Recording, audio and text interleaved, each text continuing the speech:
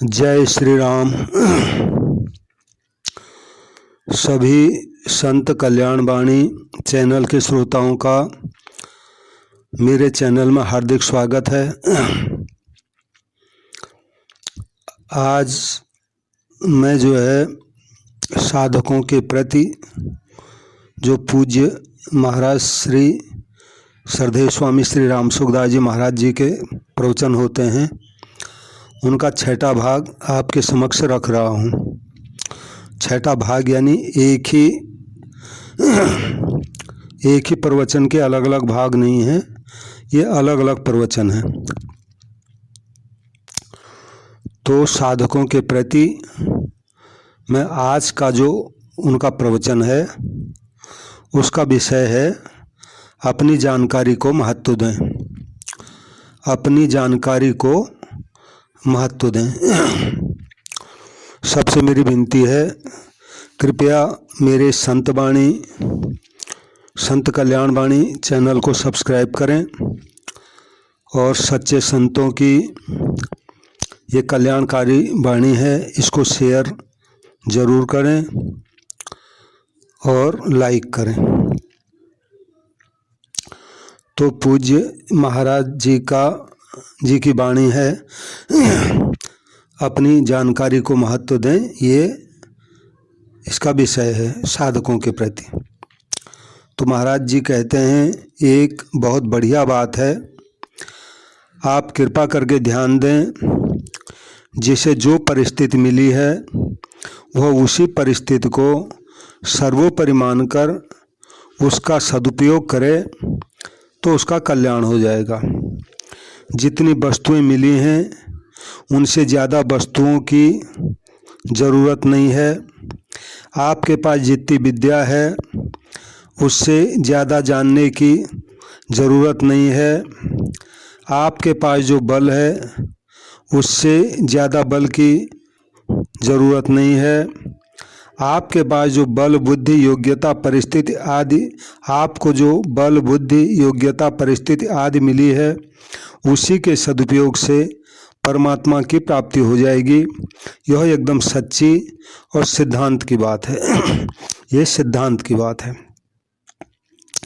आपके पास जानकारी की कमी नहीं है, प्रत्युत उस जानकारी का आप ठीक उपयोग नहीं करते, उसे महत्व नहीं देते, इस बात की कमी है। अभी जो परिस्थिति हमारे सामने है वह सदा ऐसी ही नहीं बनी रहेगी। यह ज्ञान आप में कम नहीं है, यानी पूरा का पूरा है। इस ज्ञान का आप सदुपयोग करें तो यह ज्ञान आपके उद्धार के लिए काफ़ी है, किंचित मात्र भी कम नहीं है। इसका सदुपयोग यह है कि आप प्राप्त परिस्थिति में फंसे नहीं, उसमें राजी नाराज न हो। तो किसी श्रोता ने महाराज जी से प्रश्न किया कि महाराज जी, यह ज्ञान तो हमें है पर जैसा चाहते हैं वैसा ज्ञान नहीं है। तो महाराज जी कहते हैं, आपको जिसका ज्ञान है उसका सदुपयोग आप करते हैं क्या? जिस वस्तु को आप नाशवान समझते हैं उसे प्राप्त करने की इच्छा होती है कि नहीं? तो श्रोता बोलते हैं होती है। महाराज जी बोलते हैं, तो फिर नाशवान कहाँ समझते हैं? अगर वास्तव में आप नाशवान समझते तो फिर उसे पाने की इच्छा आप में नहीं होती। जो नाशवान है उसके मिलने से क्या लाभ होगा? जैसे धनवान के पास धन होता है, धन नहीं हो तो वह धनवान नहीं कहलाता। ऐसे ही संसार के पास सिर्फ नाश ही नाश है। जो नाशवान है वह हमें निहाल भला कैसे करेगा? आप स्वयं नाशवान नहीं हैं, प्रत्युत शरीर नाशवान है। आपको जो वस्तु मिली हुई है वह नष्ट होने वाली है, पर आप स्वयं नष्ट होने वाले नहीं हैं। वस्तु पहले भी नहीं थी और बाद में भी नहीं रहेगी, तथा वर्तमान में भी प्रतिक्षण वस्तु नाश की तरफ जा रही है, परंतु आप पहले भी थे और आगे भी रहेंगे। आपकी सत्ता निरंतर रहती है। हमारे पास प्रश्न आया था कि हम भविष्य में रहेंगे, इसका ज्ञान वर्तमान में कैसे हो? तो इसका उत्तर यह है कि आप बुरा काम करते हुए डरते हैं और अच्छा काम करते हुए राजी होते हैं, क्योंकि आपका यह भाव रहता है कि बुरा काम करने से हम आगे दुख पाएंगे और अच्छा काम करने से हम आगे सुख पाएंगे। इससे सिद्ध हुआ कि आपने भविष्य में अपनी सत्ता मान रखी है। अगर भविष्य में हम अपनी सत्ता न माने तो फिर स्वर्ग में कौन जाएगा, नरकों में कौन जाएगा, पुनर्जन्म किसका होगा, मुक्ति किसकी होगी, कल्याण होने पर आनंद आपको होगा कि दुनिया को होगा? तात्पर्य यह है कि आप तो रहेंगे और शरीर आदि पदार्थ नहीं रहेंगे। आप विचार करें कि नाशवान के द्वारा अविनाशी को सुख कैसे मिल सकता है। नाशवान कहने का अर्थ है कि उसके पास नाश ही नाश है, नाश के सिवाय और कुछ नहीं है। अंतहु तो ही तजेंगे पामर, तू न तजे अबहिते। तो जो चीज़ नष्ट होने वाली है उसका उपयोग करें, पर उसका भरोसा मत करें, उसे अपना आधार मत बनाएं कि यह हमें निहाल करेगी।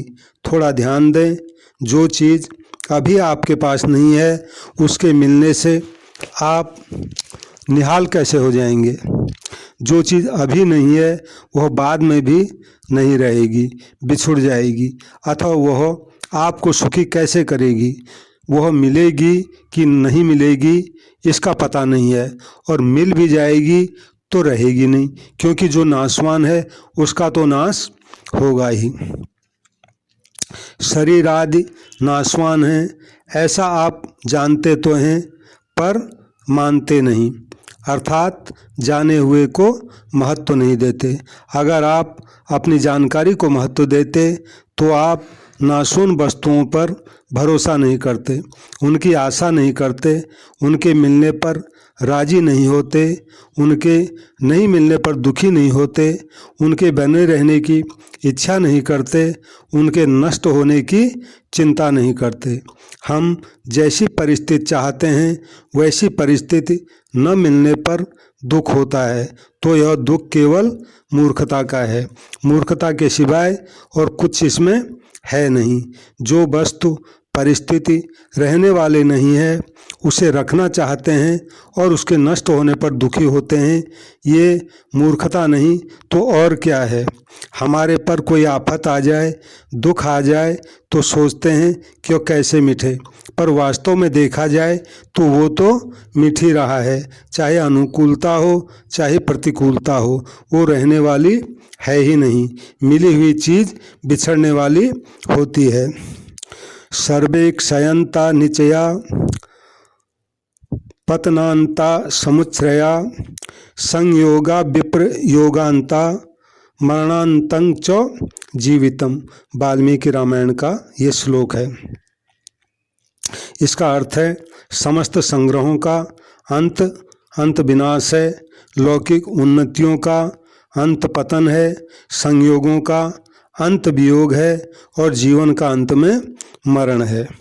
तो जिसका वियोग हो जाएगा उसके संयोग से सुख कैसे लिया जाए? उसके वियोग से हम दुखी क्यों हों? न सुख रहने वाला है और न दुख रहने वाला है, आप रहने वाले हैं। रहने वाला आने जाने वाले से सुखी दुखी होता है तो ये उसकी मूर्खता ही है। जो कभी नष्ट नहीं होता, जो अभी मौजूद है, उस परमात्मा की प्राप्ति से ही सदा रहने वाला सुख मिलेगा।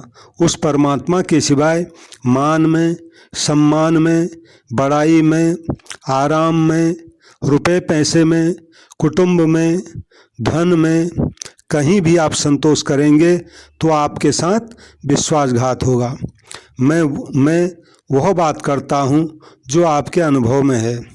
चाहे कोई धुरंधर विद्वान हो, चाहे एक अक्षर भी पढ़ा हुआ न हो, उसके भी अनुभव में जो बात है वह बात मैं कहता हूँ।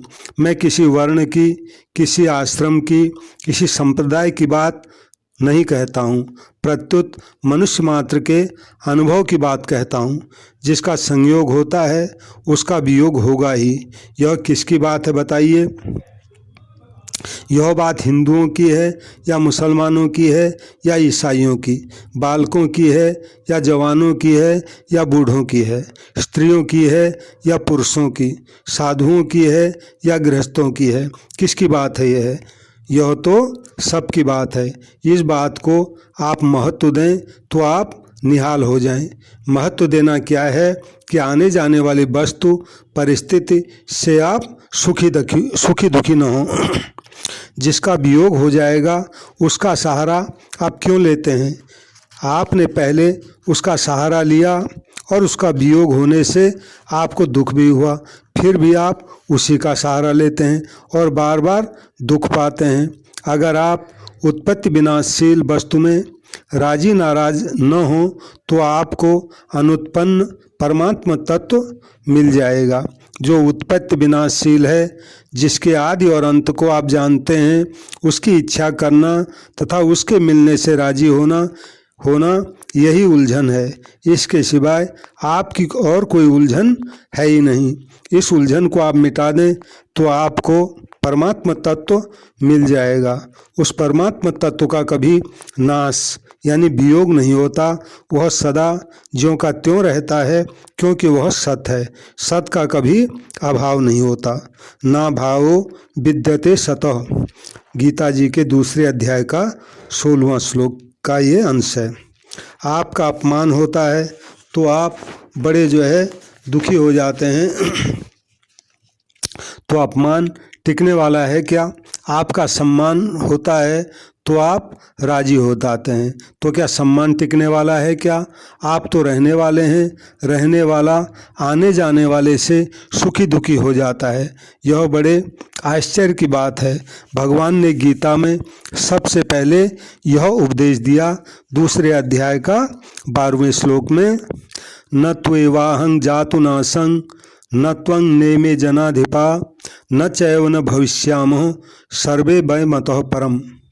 भगवान कहते हैं, अर्जुन, मैं, तू और ये राजा लोग पहले नहीं थे, यह बात भी नहीं थी, और आगे नहीं रहेंगे, यह बात भी नहीं है। ऐसा कहने का तात्पर्य क्या हुआ कि अभी जो यह परिस्थिति है यह नहीं रहेगी। जो वस्तु परिस्थिति नहीं रहेगी वह आ गई तो क्या हो गया? अगर वो चली गई तो क्या हो गया? नासवान के मिलने से क्या राजी होते हैं? सम्मान मिल गया तो क्या हो गया? सम्मान से आपको क्या मिला? केवल धोखा मिला। धोखे के सिवाय कुछ नहीं मिला। आप जानबूझकर धोखा क्यों खाते हैं? आपको आज से ही होश आना चाहिए कि अब हम सम्मान में राजी नहीं होंगे और अपमान में नाराज नहीं होंगे। कारण कि आदर भी ठहरने वाला नहीं है और निरादर भी ठहरने वाला नहीं है। सुख भी ठहरने वाला नहीं है और दुख भी ठहरने वाला नहीं है। यह मिला तो क्या फर्क पड़ा और नहीं मिला तो क्या फर्क पड़ा? जो नासवान ही है वह मिला तो भी नहीं मिला और नहीं मिला तो भी नहीं मिला। वास्तव में नासवान का सदा ही वियोग है, संयोग है ही नहीं। संयोग केवल आपका माना हुआ है। जिसका सदा ही वियोग है, जो आपके साथ रहने वाला है ही नहीं, उसमें राजी नाराज क्यों हो? यह बात सच्ची है कि नहीं? श्रोता बोले, महाराज बात बिल्कुल सच्ची है। तो स्वामी जी बोले, बिल्कुल सच्ची है तो आज ही अभी मान लें। बिल्कुल सच्ची है तो आज ही अभी मान लें, देरी का काम नहीं है। इसके लिए मिनट 2 मिनट का भी भविष्य नहीं है। आने जाने की वस्तुओं से राजी नाराज नहीं होंगे तो अविनाशी वस्तु मिल जाएंगी। न मिले तो मेरा कान पकड़ लेना। नारायण नारायण नारायण। पुनः सब श्रोताओं से मेरी प्रार्थना है कि मेरे चैनल को सब्सक्राइब करें और संतों की कल्याणकारी वाणी है, इसको शेयर जरूर करें। जय श्री राम, जय श्री राम, जय श्री राम।